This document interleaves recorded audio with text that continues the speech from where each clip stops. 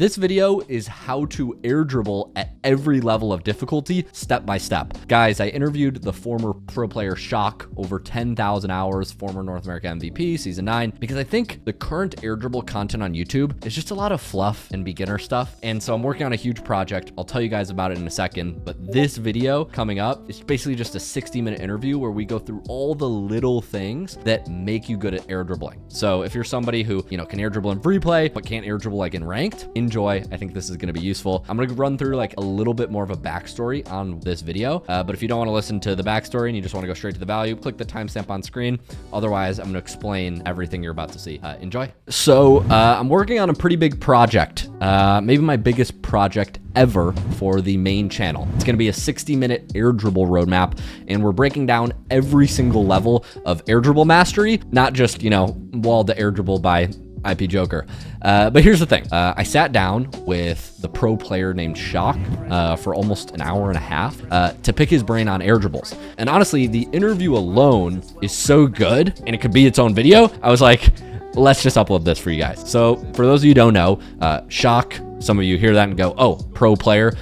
He was a former pro, season 9 North America MVP, has won, $50-some thousand, and, more undocumented, of course.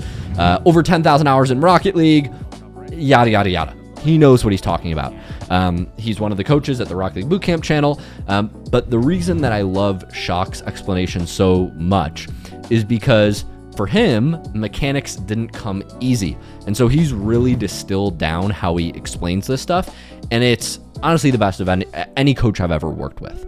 But enough of me glazing the guy. Let's get to the actual content. So what this is a raw, unfiltered interview where I basically grill Shock on everything he's doing, why he's using certain tornado spin techniques, how he reads different setups, what separates good air dribbles from great air dribbles, and like all the little details in training packs that most tutorials skip. This is like a podcast of me trying to be like a 4-year-old that's just like, why? How? And like the current educational content out there is just not good. It's just like lazy pros in free play saying like, monkey see, monkey do. And it's like, if I wanted to go watch you clip, I would just go watch Zen. Like I don't need So this is actual teaching. Main channel air dribble roadmap coming soon. We're gonna have all the normal stuff that you would expect in my like cinematic tutorials. But this is just like raw, uncut, real insights from a pro.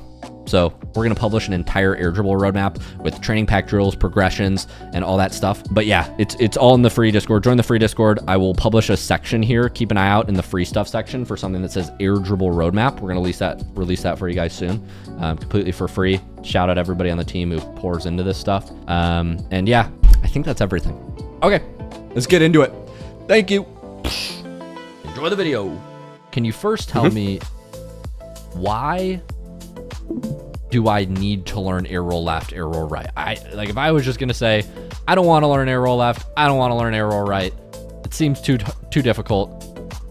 Why do I have to do this? I don't want to do this. Well, the biggest factor into why directional air roll is important is because free air roll, or joystick air roll, as you might put it,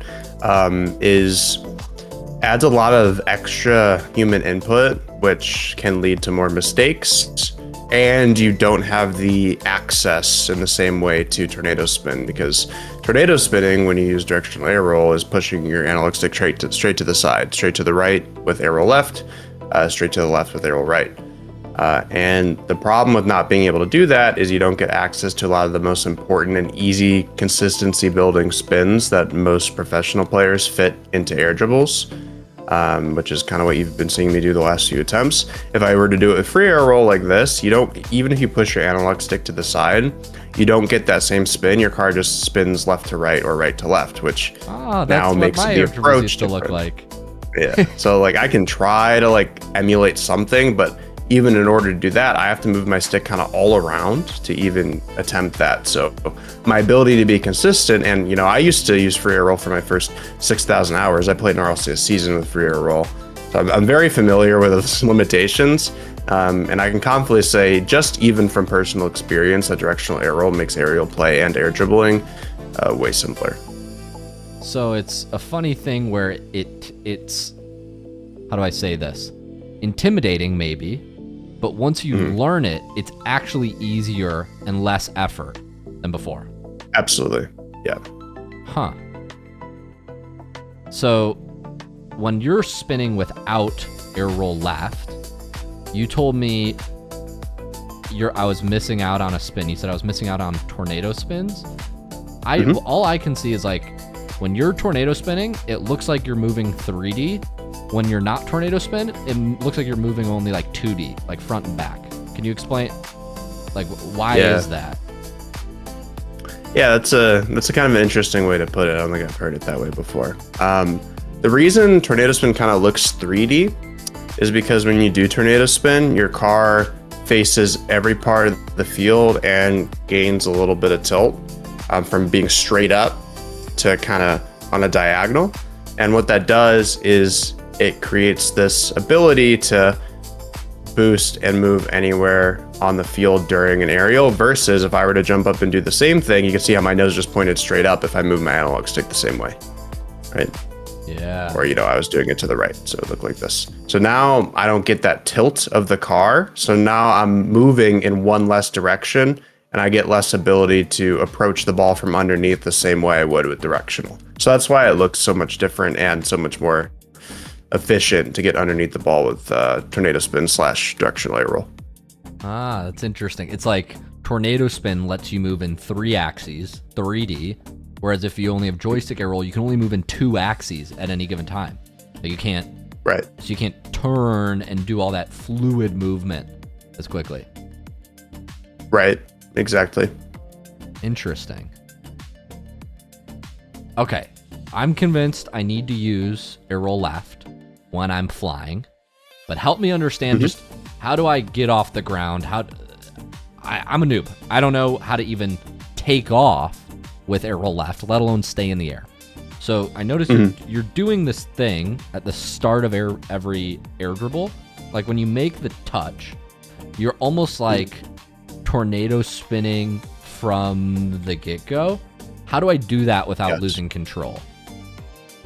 Yeah, so a lot of what that is about setup, which, has already kind of been covered. And the last part, where it's just very simple, getting an air dribble towards the net. So your setup does have to be consistent. You'll notice most times, like a high majority of the time that I do this setup, even while I'm talking, is it goes towards the net in some capacity, right? That's kind of the biggest thing, because if your setup is ridiculously horrible, it looks like this, doesn't matter what spin you do, your air dribble is not going to be good. So that's the first thing. But to kind of launch off the wall with tornado spin back towards the ball each time, what I'm doing is I'm keeping my movement super minimal. A lot of people get caught up practicing this wrong, where they're trying to really feel it out, so their stick nonstop moves. And micro adjustments like that are much more important in the back half in an air dribble, not the approach. So we're using tornado spin. It's to approach the ball in a consistent and easy way that works well off the wall. And then your micro adjustments that aren't tornado spin, which, are a lot of little small movements. Like when I get to the ball, you're going to see me do a lot of little movements with my analog stick, which is, a different thing. What we're talking about is the approach and keeping it consistent and easy. So how we do that is once we jump off the wall, I go straight right with my analog stick, which is tornado spin with air roll left. And then obviously it's the opposite with air roll right. And what that does is it points my nose down and forward. You'll notice that if I just stop the air dribble, right? I stop right here. You'll notice that as I come around, I get to this point where I kind of find and align my car with the ball. And at that point, we're good to go and boost towards the ball. And you'll notice that we're boosting underneath the ball because tornado spin has oriented us that way. So us being able to tornado spin right away off the wall puts us in that position where we can find our nose back towards the ball right away. And that creates a really easy air dribble. Like if I were to do this without spinning any more than just that initial spin off the wall, which is about a 3/4 spin, right? I spin until I'm like kind of sideways, and I spin until I'm face forward. So it's like 3/4 of a spin. I do that, and then I don't spin anymore. I just boost back towards it. Okay, I didn't pull my nose up in time. But I do this, I go back towards it. You'll notice that I'm lined up underneath the ball and faced right towards it, and I can bring it easily to the net. So that's the long-winded way of, why I'm tornado spinning right as I come off the wall. It is super easy and consistent to get back underneath the ball. So you're basically using tornado spin same way for the same duration every time to make like that setup touch and that getting in line with the ball more consistent. Because then it looks like your car's moving in a bunch of different directions, but really with your hands, you're just holding arrow left and pushing your joystick to the right until you find that line. So it's really just one combo you're doing. Yes, it is always one combo. And obviously when your setup varies, your movement has to vary a little bit. It's not always going to be ideal. But when we're talking about like ideal, we're practicing it this way setup. Yes, when I come off the wall, I'm immediately pushing my stick to tornado spin just a little bit, and I'm holding it there and I'm doing it each time. And then the micro adjustments come after that. But like I said, that's, something separate. Okay. I noticed that like when you air dribble, you keep spinning. Like, are you continuing to tornado spin, or what's happening there with your hands? Yeah, so it depends on where I am in relation to the ball. A lot of the time I will stop tornado spinning, and I want to be, again, super crystal clear because this gets easily confused and then people get mad. It's like, oh, I actually see you doing a bunch of little other spins after. We're talking about approach. So yes, on approach here, I am still spinning somewhat like as I reach the ball. So tornado spin is before I reach the ball. And then once I've kind of reached the ball here, I will do some other small spins based on where I want to bring the ball. So if I want to bring this ball more left, I might spin a little bit more so that I get on the right side of the ball, right? Or if I want to bring it this way, I'm going to spin maybe a little bit more to make sure I bring it this way, right? So those little spins after are more like getting my orientation to push the ball a certain direction. But if we're talking about getting right behind the ball and then not spinning, this is what that would look like, and that would bring you right towards the net. So the little spins after that you kind of see me doing naturally as I talk while I do this is more about, akin to how I would shoot something in game, trying to avoid a defender. But, in terms of our most simplistic, like what we're trying to focus on, yeah, you could, and I would start practicing just doing this, what I'm doing on this attempt right here, which is not bringing it over the net, hopefully, which is this. Just stop spinning as you get approach towards it, and then push it straight forward. That's going to be your simplest start. Tornado spin, find that line, continue going. Yep. You're using arrow left tornado spin on the right wall. If you were on the left wall, would you use the other arrow? Would you flip it? You could. It is actually a matter of preference. I don't actually have arrow right bound, so I couldn't. So I use arrow left on both sides. You absolutely do not need both directional arrows to do it. It just the kind of how long you have to spin changes. So on the left wall here, because I'm using arrow left, my nose actually gets pointed back at the ball right away when I start tornado spinning like that. So you actually don't have to do it as long. Now we're here. And we're already where we were when we had to do 3/4 of a spin. Personally, sometimes I will do more of a spin anyway, because I actually find it more comfortable on the right wall / doing a longer spin, to really align myself with the ball. I find that easier to do. But yeah, you absolutely don't have to like do one direction off one wall and one off the other. It's a total preference thing in that regard. And you don't have to like make a new bind or something like that if you don't have one or the other bound. So like for you, it looks like you're obviously comfortable with arrow left. So that like, quarter extra of a spin or half extra of a spin is not consequential, at least at least here. Right. And you could argue some sort of very slim margin at a very high level, you should be using both. But for the average player, the average person, or any, advanced player, that kind of margin doesn't really come into play. That kind of margin is more important at like the semi-pro level, which don't need this guide. So yeah. Right. Yeah, they're probably like on level 5 or 6. They're past level 5. They're on level 1 million. Okay, so I think I understand how to go from like my plat air dribble to like tornado spin takeoffs. So you're using tornado spin, you're finding the line, and you're letting go of the joystick input of the tornado spin input, at least as drastically. And then oftentimes you will either continue spinning and doing slight adjustments or not spinning at all. Right. You do not want to be tornado spinning through your contact. Like you don't want to be approaching a tornado and then continuing and then have it look like this. It doesn't work because you're already adequately underneath the ball. And if you keep tornado spinning, you're going to keep going down, you're not going to hit it properly from underneath, and you're going to be unable to control it. So do not just continue to tornado spin. I'd really, when you start, keep it to one tornado, get face back towards the ball, and then work from there. This is the basics. We can do this same tornado spin adjustment every time because the ball is glued to the wall, it's rolling very nicely, and we only need corrections if we want them. And I do want to add a quick note that I did not, the one last thing that I didn't mention is that I'm not pushing my stick all the way to the barrier to the right when the ball's in front of me like this, because that really exaggerates your left and right movement, as you can see. Like I'm just letting the spin go. Your car stays out left and right more than it does if you just push it like halfway. So you don't need all that left and right movement with tornado spin. So just push it halfway. You do just a more tight tornado spin, and that's better for an air dribble that's in front of you.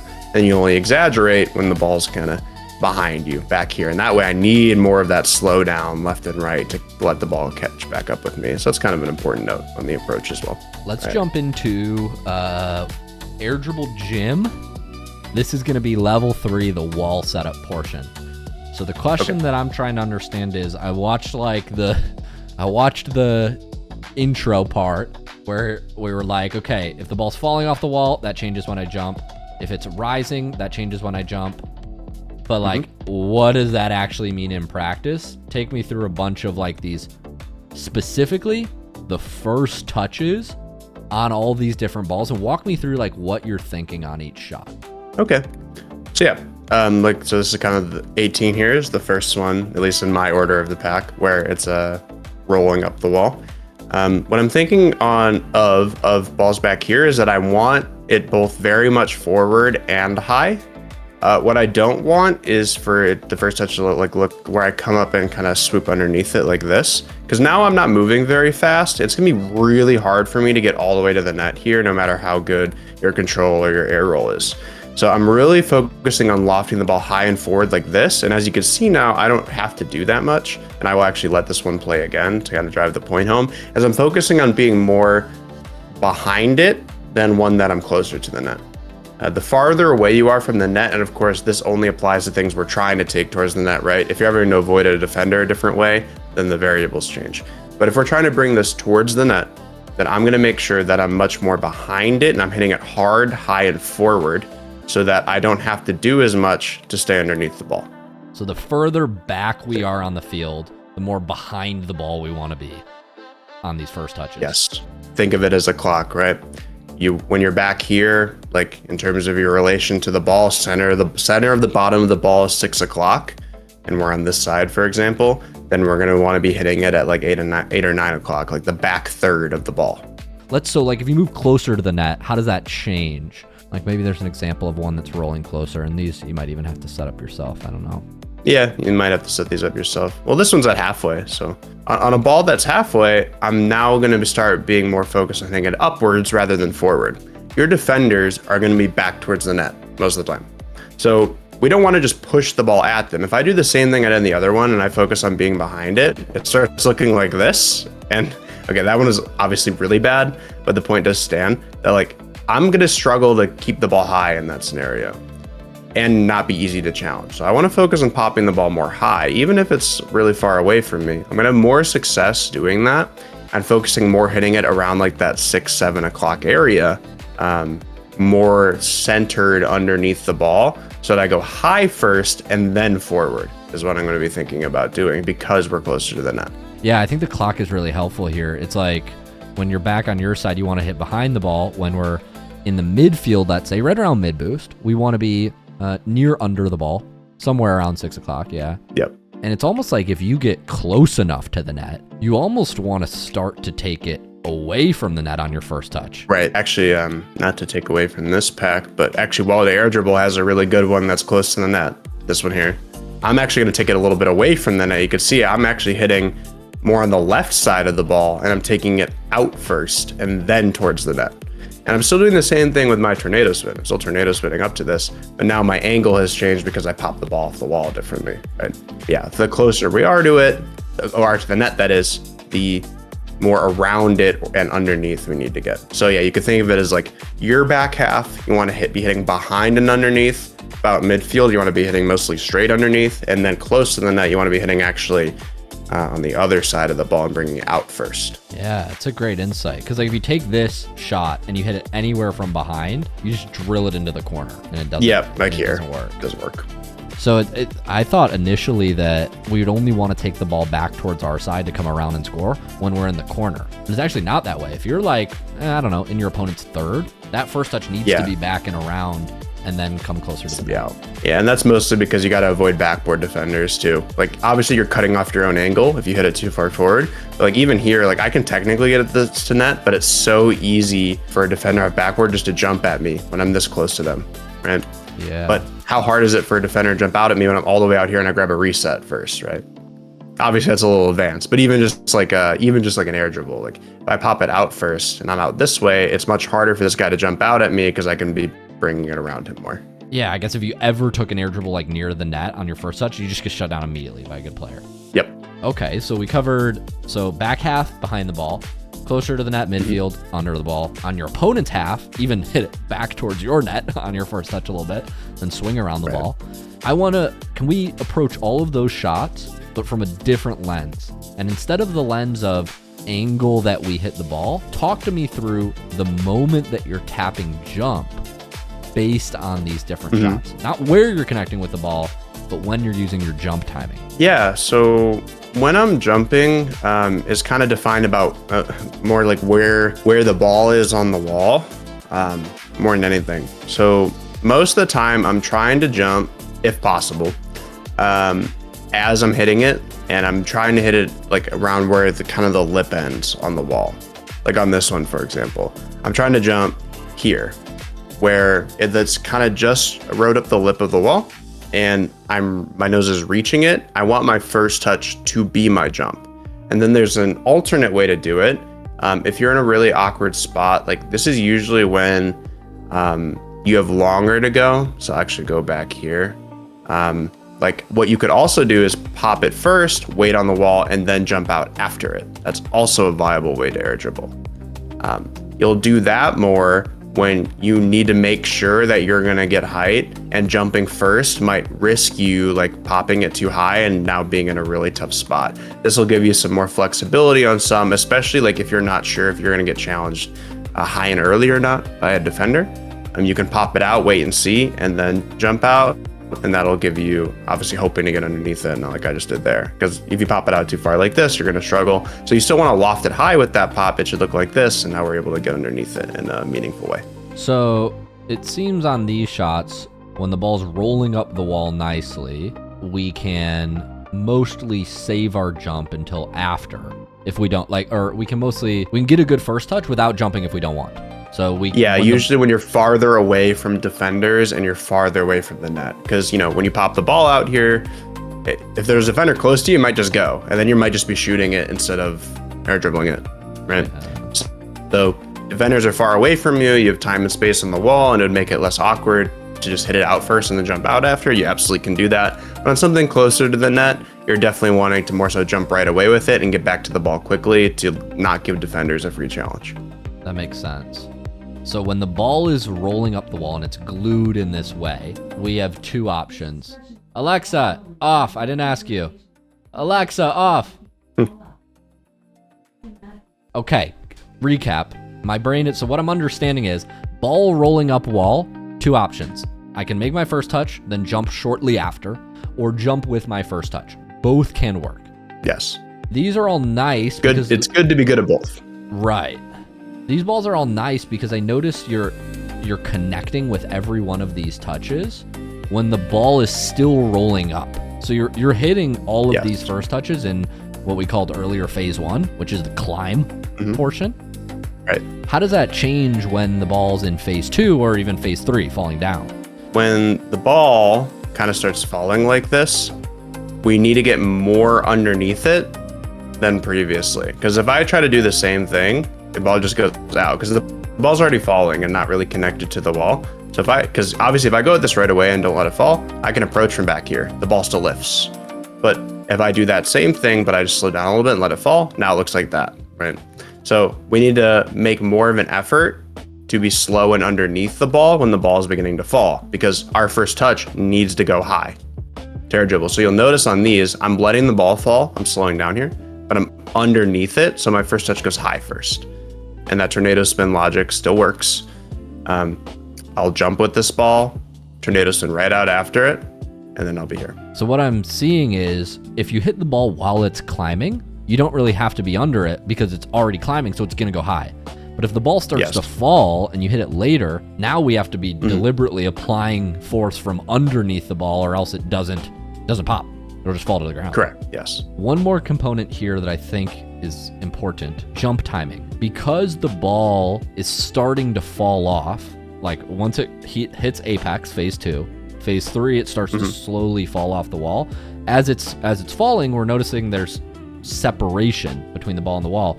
I'm noticing you're almost always tapping jump here.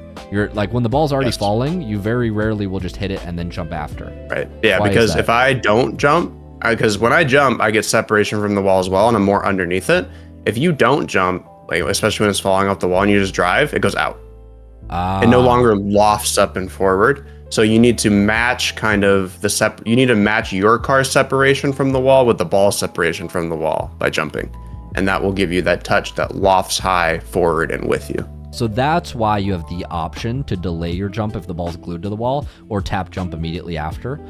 But if the ball's already falling off, you don't really have the option. You got to jump with it, or else you're going to hit the ball to the midfield and your first touch won't be a pop-up. Right, exactly. Very useful. Take me through some other shots in this pack, maybe some more advanced ones, and walk me through your thought process. Okay. Yeah, so what I'm focusing on with the self setup, which is much harder than the ball setting up perfectly for you, is I'm focusing on manually creating separation between me and the ball. So you'll notice that like on one that goes to the wall by itself, I can just drive up to the wall and then hit it up.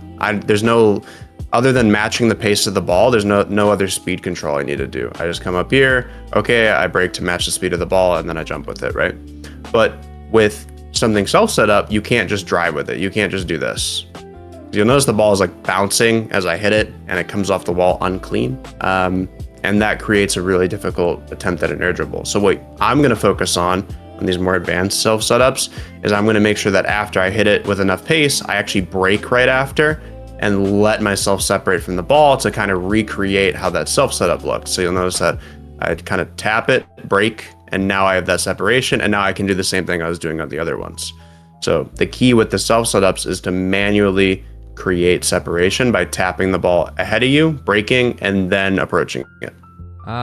It's like a timing mechanism. You're like creating 1 to 2 car lengths of space between your car and the ball, and then you approach the wall. Yep, and then it just completely emulates. And you don't risk the ball like bouncing. Like if you hit it again too close to the wall, it bounces like that, and that can be useful in certain types of setups. But if we're talking about normal air dribble setups, you don't want to be doing that.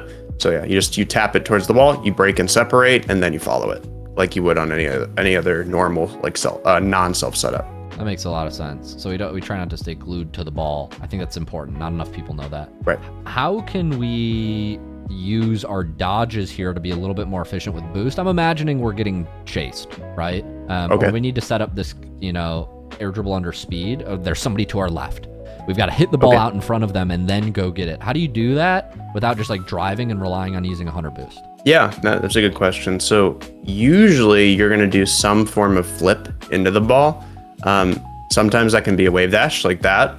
If you have already the correct distance, like you don't want to wave dash too close, try to do that too close, because you're just going to like doing that on the ball. It's not going to work. So you have to be adequately far away. And even then because I'm not actually very good at it, I don't like doing it this way very much because I risk kind of like wheeling the ball. Yeah. That's a very specific kind of play, and you have to really make sure you tap your jump button not too hard, because again, if you tap your jump button too hard any time like this, your wheels are gonna improperly hit. So you have to be like behind it like that. So you have to really jump soft and be way behind the ball. And even then, like again, like your contact with the ball could recoil you. I find that's usually suboptimal. What I'm usually gonna go for is some sort of speed flip and then follow it. So like if I have someone on me or on my left and I need to get this to the wall quick, I'm going to diagonal flip the ball the way I want the ball to go. So say I want this ball to go a little bit left so I can grab the boost on my landing and then follow it. I'm going to drive with this ball. I'm going to speed flip, hit it with the back of my car, land, grab this boost, and then approach the ball. I see. So the specific timing on that, it almost looks like, I guess there are two ways to do this. You could hit the ball with the roof of your car on the speed flip. So you time the animation so that the top half of your car smushes it down, or you can connect with the nose on the speed flip. Yeah. The nose will give you more power. So you could do it that way. The ball will go higher. So if you want the ball to go high, you're going to hit it with your nose. It'll come up about this height. I mean, it gets a lot of height, and that can sometimes be harder. If I want the ball to not go as high, I'm going to hit it with the back of my car. It'll roll a little nice and soft, and now it's going halfway up the wall, and that feels a little bit better to me usually. Obviously, there's times you need it to go high to beat a defender, so in that case, I would be using my nose, yes. But normally, if I have that tiny bit of time and I don't want to hit it that high, I'll use kind of the back of my car on that speed flip instead of my nose. It's a good point. Makes a lot of sense. So we're most often speed flipping or using a dodge to play to the ball to the wall. That's nice because it kind of creates that separation for us. We land behind. Yeah, it does. And so we don't have to worry about timing our drive or accidentally chipping the ball into the wall and it bouncing off, all this other stuff. Yeah, and if I land too fast and I'm too close to the ball, like say I just hit it really soft and I'm too close, I will brake as I land to make sure I get that separation if I need it. I'll be here, it's kind of too close, I'll brake. Okay, now I'm adequately away from it and this becomes easier. So that's how we can use dodges to do the same thing. And I see you use a front flip in the case where you can't. This I would not recommend against. I was just messing around. Speed flip. Definitely speed flip. Definitely. Yeah, definitely speed flip. But Luke, I don't know how to speed flip. Why are you watching my air dribble tutorial? Get out of here. Time to get the speed flip tutorial going. So on something that separates more from the wall than we'd like this one. As you can see, this one comes up, but it kind of separates off. And this is how a lot of your in-game air dribble attempts or opportunities actually will be, which can be a little bit annoying, no doubt. But it's kind of the nature of the game. You're not always going to get the setup you want. So any ball that's more separated from the wall, I'm going to jump earlier. Again, we're just trying to match the distance of our car from the wall to be the same as the ball from the wall. So the farther the ball is away from the wall, the earlier I'm going to jump to make sure that I'm hitting underneath it. Because if you jump too late, like if I jump normally how I would at this, it looks like that. Like if I'm jumping like the ball is glued to the wall, I'm going to hit out because I'm jumping too late. So instead, I'm going to come up here. I'm going to jump a little bit earlier and get it pointed towards the net. And obviously, you have to make sure you're underneath it. That last one wasn't great for me. This is the one you want to be emulating. On this one, you'll see that I jump. It's about like maybe a half car's length away from the ball instead of right on it.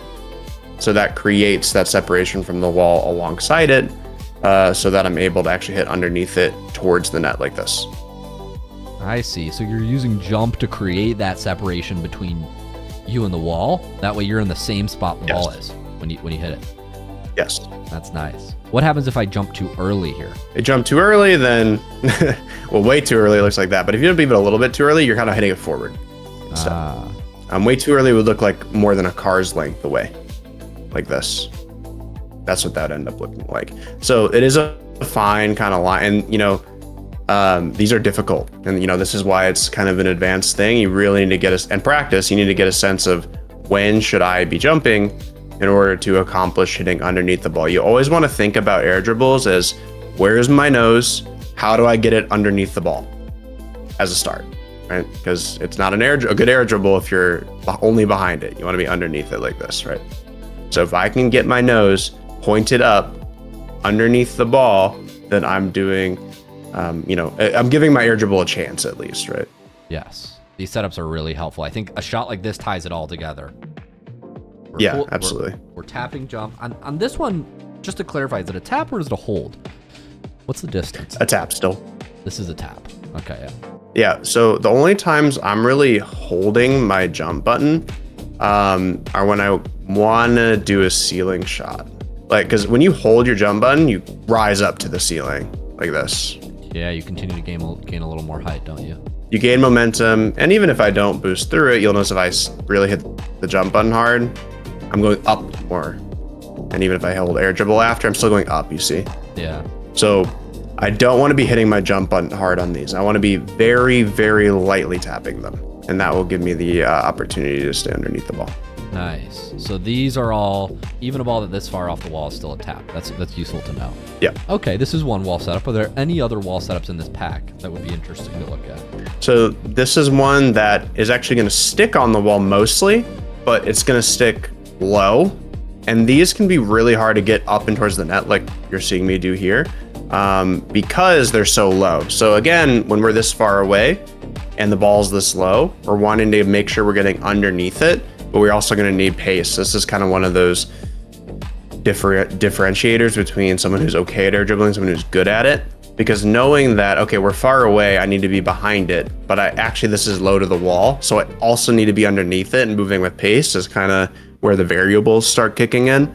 So, here I'm thinking about hitting more like 7 o'clock, 8 o'clock, or not even really 8 o'clock, more like 7 o'clock, because if I'm hitting 8, 9 o'clock back here, it just goes forward. So I'm focusing on being underneath it, but moving with a little bit more pace like this, so that the ball lofts high and forward when the ball's that low to the ground. And that's where, a lot of practice is required. You're not going to be a master at this right away because, the variables, there are a lot of them, and you need to learn how to approach the ball differently based on them. Separation between the ball and the wall, how high it is up the wall, how far behind the ball we are. It seems this one is hard because your car is so far away from the setup and you have to catch up to it. And by the time you get to it, it's already falling down. So we have to use our jump and we're far from the net. Yeah. So you have that kind of mix where we need at least a moderate pace. Because if I slow down too much and I just tap, that's what happens, right? So I need to be moving with pace, with the right angle underneath the ball, and then get underneath it afterwards, right? So that's what makes it so challenging. And even on something like this, like obviously I'm washed, but I'm not gonna be able to do it every time because there's just some innate challenge to it where all the little minute movements can give some trouble, especially in game. Any other shots in this pack? This is really, really helpful. I see how all the variables counteract each other. Yeah, and this one's actually quite different from the other one that we just talked about. So this one is closer to the net, past the midfield line, but it also is moving rather fast and comes off the wall a little bit. So in this one, we're going to employ what we employed on shot 2, which is we're going to need to jump a little bit away from the ball to make sure we get underneath it. But on this one, because the ball's moving so fast and we're so close to the net, I'm going to be slowing down way more to touch this. You'll notice that I almost hit like a full break right before I touch it because I need to make sure that I don't hit it too fast at my opponent's net. Interesting. Because the ball's already rolling at you so quickly and it's still on the rise when we connect with it, we almost want to transfer no power to it. Exactly. It should look like that. And to keep it real simple, not even spin after, I'll let this one play. It should look like this, where you drive up the wall, you brake to really slow down and match the pace, and softly tap underneath it so you're not bringing it to the net too fast. I think that's a great example of how you also add the tornado spin takeoffs. Yeah. 11 or 12. Is that all for the wall setups? There's this one that's much closer, and then obviously this one comes off the wall. So those same things apply as the other ones that come off the wall. But again, the biggest thing is like, I don't want to hit it forward.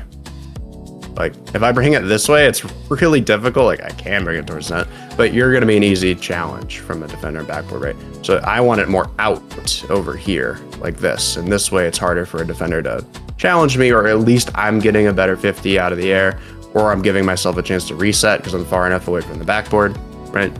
So, really you're focusing on, again, the kind of where you are underneath it. And obviously you still have to match pace. Of course, I am braking before I touch this because the ball is moving slowly, kind of like the last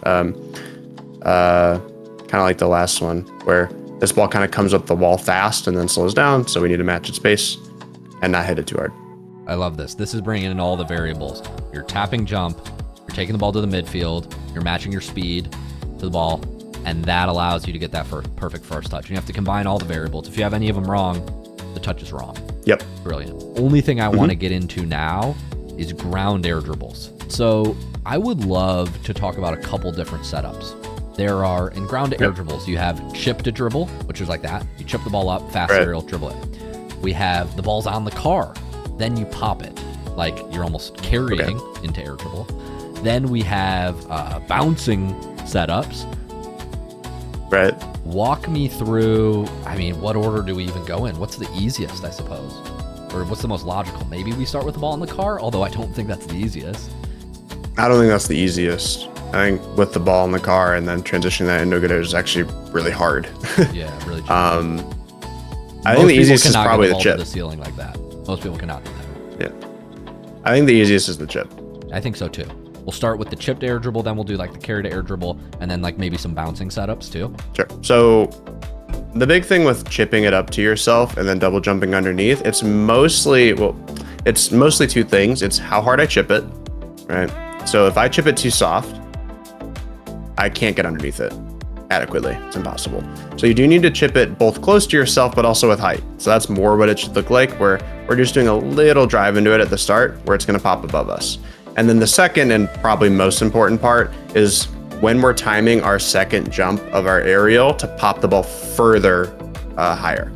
So what I'm focusing on is when I'm doing this, I'm watching my nose as I approach the ball, and I'm making sure that my nose is underneath it. So we want to hit the ball behind it and underneath it. So we don't want to be straight underneath it, but we also don't want to be way behind it. When we're way behind it, it looks like this. And when we're way underneath it, it looks like this. So both of those results, we can't really air dribble with. So we want to be the same amount behind it and underneath it. So the ball lofts high and up above us so that we can continue the air dribble and like that. And what I'm doing to do that is I'm watching my nose on approach, and I'm waiting to see when I should jump my second time here so that it continues. And I'll even, if you do it right, you don't even have to really air roll to it, as you can see on that one, and I'll let it play. Ball pops, double jump, and you'll notice that I time my second jump with my first contact of the ball after I've chipped it. I'm not flying up to it and then trying to jump after. Creates way too much complication. I'm using that second jump to create pop so then I can further be underneath the ball and bring it higher. That makes a lot of sense. So there's two Goldilocks zones. Firstly, we need to hit the ball just right, not too hard so that way it flies away from us, not too soft because we need to get under it. Can you show me the first Goldilocks zone, which is that optimal first touch, which I think was right there? Yeah, this one was a good one. What I'm thinking about when I go to chip it, especially in a ball moving this slowly, is that I'm gonna brake first. You don't have to full brake per se, but I'm gonna be moving really slowly, and I'm just gonna do a tiny little push of drive and boost into it to get that pop, because the ball's moving so slowly, I need to give it a little bit of go. Because if I just drive into it and I don't boost, I'm gonna struggle a little bit, or if I'm not driving into it enough at all, there's no way I'm giving myself any room to get underneath it, or the momentum it needs to continue bringing it forward. And obviously you also can't just be driving in it really fast. You can do this and you might be able to get underneath the ball sometimes. But you see, the problem is I have to use so much boost to catch up to it. And now I'm no longer even really air dribbling it. I'm just jumping again and aerialing for it. And now it's really hard to air dribble in any sort of controlled way. So I'm in that in between where I'm going to be slow, and I'm just going to give a little bit of drive and boost as I hit it. And that creates this, like on this one, this kind of perfect zone where I can control it with some precision like this. That's brilliant. Yep. So that's the Goldilocks zone for the chip. Then the second key that I saw was the timing of the second jump.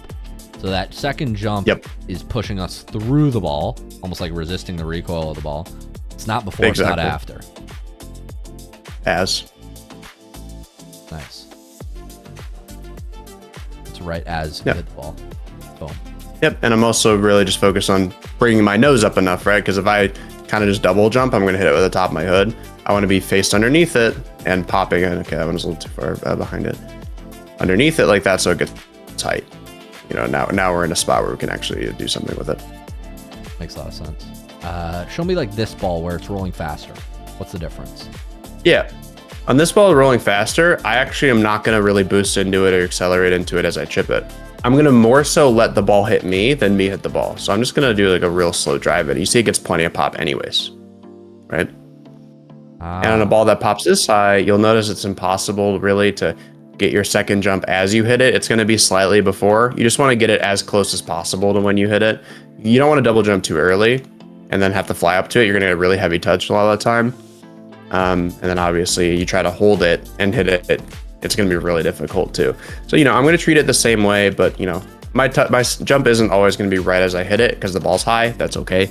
Just trying to keep it around that same timing and feel as as close to the ball for that second jump as we can. But yeah, for the chip, I'm mostly letting the ball hit me with a tiny little bit of drive into it versus on the other one where I'm doing a little bit of boost and more of a hard accelerate into it to give it height. I think that's super useful because most of the time the ball's rolling at you in the game, you actually don't need to be driving quick to get these control setups. 100%. Very helpful. Show me 1 or 2 more chips on different setups. Let's see if there's any other chip setups in here. Yeah, there's this one. It's very similar to the first one though. There is, I think the last, we can go to realistic air dribbles here real quick. You'll see. When they're coming to the side of you and you have a bit more of an angle to the net, what I'm looking to do, and obviously this one's moving fast, so I can more so let it hit me than me hit it, like we just discussed.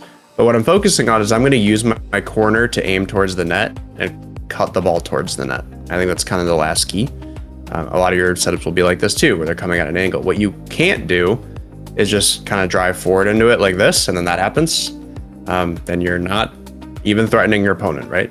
So use that corner to kind of make a line between the net and you and push it through the ball, and that will bring you towards the net. Very nice. Yeah, because if the ball enters at one angle, it's going to leave at the same angle. Yep, and obviously, if possible, like on this one, ball's moving slowly, I will, try to get around it and pop it forward this way so that I can bring it instead of giving I'm not trying to give myself a hard angle like this if I don't have to. If I can get around it in time and do it this way, I absolutely will. There are some slight variations of chip to air dribble. Like, okay, instead of the ball rolling at me, what if the ball is we could do on the car or bouncing? What do you want to do first? So the key with on the car is it's much different than a flick. Obviously, when you have the ball on your car and you're wanting to flick, the ball's up here. But if you try to double jump with it, okay, that one worked out really well. Normally doesn't. If you try to do it up here with the flick, I don't know why I'm doing it so well.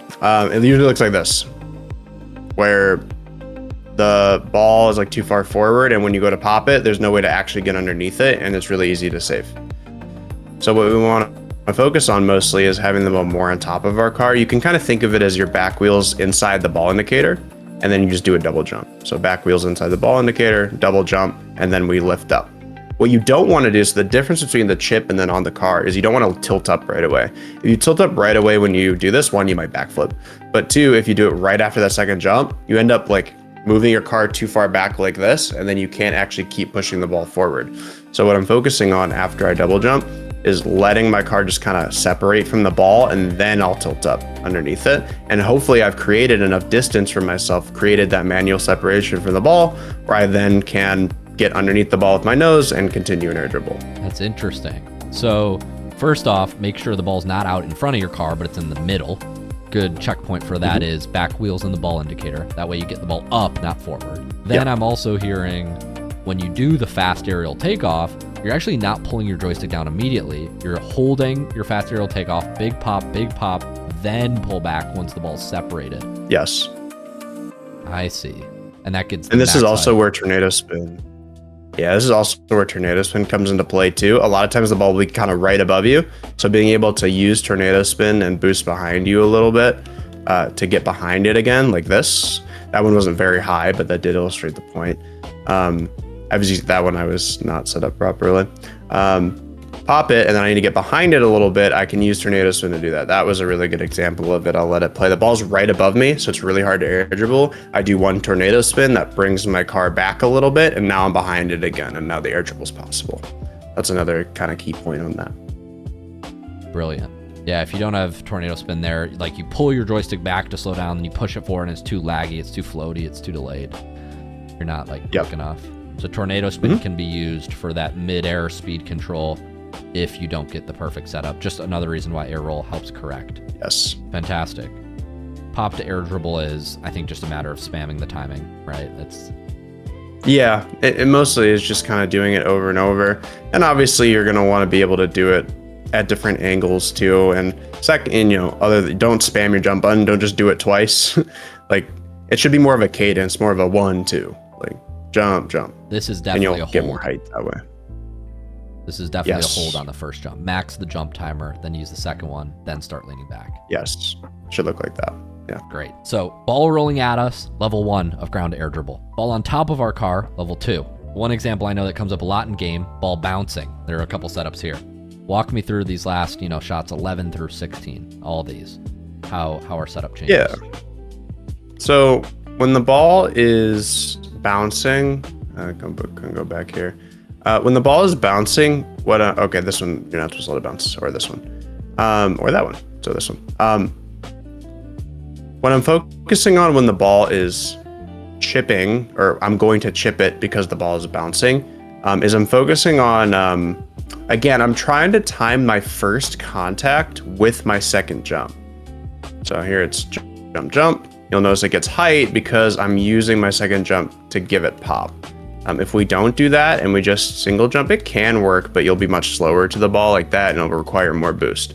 So we really want to be doing that jump, jump. You'll notice I'm keeping my distance from the ball and then double jumping into it rather than being right next to it and then trying to do it really slowly. So I'm using that jump and a double jump and a drive forward. Okay, that was too much. That double jump and a drive forward to bring the ball forward just like this. That was the ideal setup that I did just there. I'll let it play. I drive up just a little bit right before it's going to bounce. I use that double jump as my first touch. And then from there, it's pretty straightforward, like any other air dribble that we've done. This one's the same thing, just on the other side. Okay, that one I hit a little high, but you definitely want to be airing on the side of high rather than forward. If you hit it too far forward, it ends up looking like this. And, there's no way to get underneath the ball again. So there's no play to make. We have to stay underneath the ball to make the play, to make it recoverable. Yeah. And even if you mess it up, hit it too high, like I just did right there, or maybe like this, where it's kind of too high, you could still possibly make a play out of it. I'm still underneath it. It's still hard for my opponents to challenge. Maybe I can make a reset. Maybe they mess up on their challenge and something good happens. You'd rather err on the side of high on these rather than forward. Unless the net's open, of course. But if the net's open, maybe you're just shooting it. Right. So the second jump, once again, matches when we're making the first touch. We're using the second jump to push through the ball. And I'm noticing something interesting here. When I coach players, actually, a very common myth or mistake people will make is they'll try to take a ball like this and they won't use their jumps. They'll just try to chip it up without jumping. Why can't I just chip it up and then jump after it? Yeah. Well, one, the timing is really difficult, especially on big bounces like this, like time the height of your car. Like that's about the best I can do on that usually. And that's very difficult. Plus, you're also separating yourself from the ball a lot, so you become easier to challenge. Because the types of touches you can get right after are delayed because you have to spend time aerialing back up to it. So it's more out of control. It oftentimes, you're just not going to be able to control exactly where the ball is going to go above you or in front of you. And you're later to it. You spend more time catching up to it, so you're easier to challenge. So it's much harder to time in general. I'd really jump into these rather than chipping it, then jumping. There's only a certain kind of ball. Sometimes I'm going to chip first. That's very niche. Yeah, so for these big bounces, the double jump actually is more forgiving, gives you more time. Yeah, like that, I don't know how if you try to chip that ball, you hit it away too far, sometimes you hit it too high, sometimes you just kill the bounce. I do that all the time. It ruins it. Yeah, you're screwed if you try to do that, usually. Okay, I think that'll be a big unlock for people. So these chip setups, we're using the second jump to hit the ball behind. Think not under it, think not behind, think 7, 8 o'clock. And then we can continue flying. Yeah. Realistic air dribbles. These are all very nice because they're just bouncing up and down. What changes when the ball's coming at us versus away from us? Yeah, so when the ball's coming at us with a bit more power, like this one, you're naturally not going to be able to keep it as close. It's impossible. Like that touch right there I just did is about as good as you're going to want or be able to do. Anything lighter than that, you got a God touch, and anything heavier than that is pretty common. So again, I'm using that second jump to push through contact and pop it up for myself. And surprisingly, actually doing an okay job at this right now. But really, kind of the big thing as well is because the ball is going to push you more. You need to really make sure you're spinning in the proper way to push through contact. And this is actually going to be one of the more not outlier cases, but uncommon cases where I'm actually not going to tornado spin because the ball is going to be moving away from me after I hit it really, and the ball's going to be pushing me back and the balls will be moving away from me. So tornado spin is no longer very good because now my car immediately gets faced away from the ball. And that will make me take a really long time to try to get back to it. So what I'm actually going to do is I'm going to inverse tornado spin. That's going to keep my nose facing forward through contact. And I'm able to catch up to it much faster. That looks like this. And that's air roll left, joystick left? Correct, yes. And that will fight against the ball pushing us away. That kind of ducks. And I was doing that, and not as an extreme manner, but even on the ones that were bouncing straight up above me, I'll go back to them for a moment. Even on the ones bouncing straight up above me, I was doing oftentimes some sort of inverse, unless the ball's right above me, then I wouldn't. But if the ball's more forward, I'll do an inverse to kind of get back to it faster versus the tornado. So if the ball's above me, which can happen on these, I will tornado to get back behind it because I need to move backwards a little bit, right? But if I hit the ball forward in front of me, I'm going to do an inverse to continue with it faster. And that's just more of a problem or need on the ball when the ball's hitting you hard, like on shot 1 here.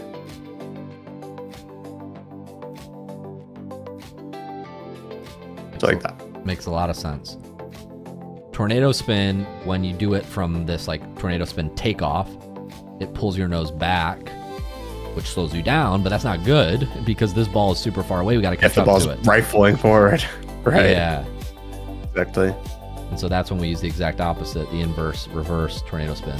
That catches back up to the ball a little bit quicker, and then we're in a position to create. Right. So that's a reverse tornado. Are there any other examples in this pack of ground to air dribbles where we'll have to bring this all together? Yeah, some will be moving kind of away from you and not towards you. Those can prove difficult. Naturally, you're going to be unable to get them as high because they're moving away from you. You're not able to get as underneath it. But what I'm doing here is about what you can expect or want to be able to do.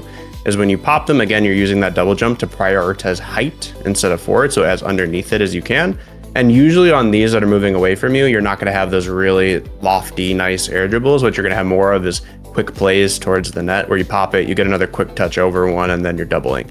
Or something more like you double jump, you get this ball, and then you're going for an air dribble bump on this guy, right? That's going to be more of your plays on these kind of balls versus the ones that are moving towards you. And then some will be moving away from you but bouncing really high. And these can prove also difficult because where your car hits them is kind of difficult to control. It's kind of hard to understand, especially at an angle like this. Like this shot's really hard to do. And the key is to try to get it as behind it as you can, if possible. Like you don't want to be trying to approach this at an angle and try to like do a perfect air roll underneath. I can do that. It's quite challenging and you don't want to be doing that if you don't have to. So instead, get behind this ball and then do that double jump into the ball as we discussed in the other ones where we're timing that double jump so that we're popping it high and forward and able to follow up on it. So you get behind the ball as much as you possibly can, then use the double jump, then continue the air dribble. So ideally, your first touch is at the net, as much as it can be. As much as it can be. It's okay, it's a little bit off. You've got plenty of room to adjust it. But yeah, ideally it's at the net or wherever you're wanting it to go. Right. For sure. It's almost like a little bit of power slide we're using in this case too to make that tighter turn. I am not using power slide, but you absolutely can. I just brake and then turn because there's so much time on this to let it bounce. Oh, yeah. If I needed to get to something maybe a little bit faster, I might power slide a little bit. Personally, I don't like to do that. Not against the rules or anything though. Makes a lot of sense. Any other ground air dribbles here? So this one we're using second jump, timing under. This one kind of. This one's more of a mid-air catch. This is probably the hardest one in the pack. This is about timing your tornado spin underneath the ball. Or I guess it doesn't technically have to be like, I'm trying to do this without tornado spin. You could technically do this without tornado spin and just kind of spin a little bit, but I find tornado spin to be the easiest on this because it kind of puts your nose in this spot. So we can tap it up and then we can continue. It's funny, the first one I did was the best one and then the rest of them aren't as good. Yeah, this one's really hard because it's both a speed thing and a timing your spin thing to hit it with your hood because you hit it any other way. The ball doesn't go towards the net or it goes too hard a different direction. It should look more like this, what I just did there. So yeah, this one's really challenging. This one's about double jumping and then using your spin to soft touch it rather than your jump because it's just too high to double jump into. You have to use your spin to touch it softly. Right, and that spin reduces the knockback to some extent, which is I think probably why it makes it a little easier to do while spinning than not spinning. Yes, yeah, the spin reduces knockback, and you're kind of pushing through the ball instead of the ball hitting you. I'm really trying to focus on height on these more than forward again, because if you just try to push forward, that's what happens. So height first like this. Makes a lot of sense. Wow, a few good ones in a row. It's a miracle. Oof. You did great. Honestly, this is so helpful. I think I have a much better understanding of how everything actually ties in, and every one of these examples shows a different application of the concepts we've laid out. Like it's just a bunch of permutations of all the concepts we talked about at the start, and then you layer that in with tornado spin, jump timing, and any of the other unlocks. This will be a sweet video. Yeah, it's stacking variables as you get more advanced. But I think that's probably the most robust explanation we've ever done of air dribble. Yeah. Sweet.